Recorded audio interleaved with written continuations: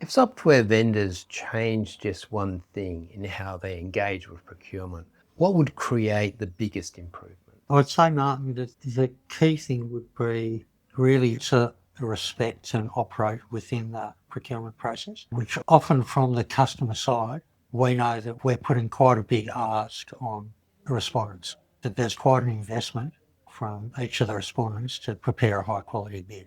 So we're aware of that. It's quite a big ask we're making of people, but the really high quality relationships come from organisations willing to respect that. Finally, what would be the ideal procurement process look like if vendors generally partnered in achieving outcomes rather than just closing deals? Great question. I suppose it's about, we'll get to contract execution, but when we come to renewal 3 or 5 years later, how are we going to look at the success? And it will largely be around when things went wrong, was the supplier there for us to stand behind their products and help things get sorted out quickly? Did we get business benefit?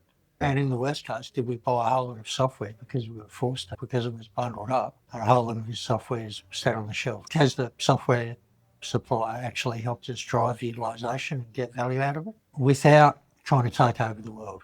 Do you go through a process of reviewing these contracts on an annual basis to make sure you are getting value?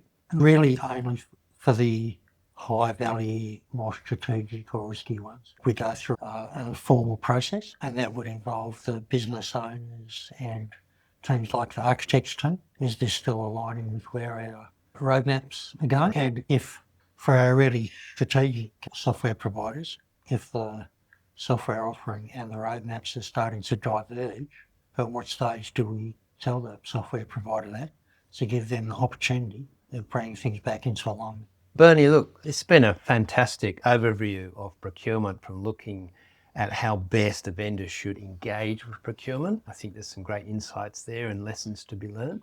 So thanks very much for that. And there's definitely space for more conversations here. So I look forward to the next one, Bernie. So, thanks very much, Martin.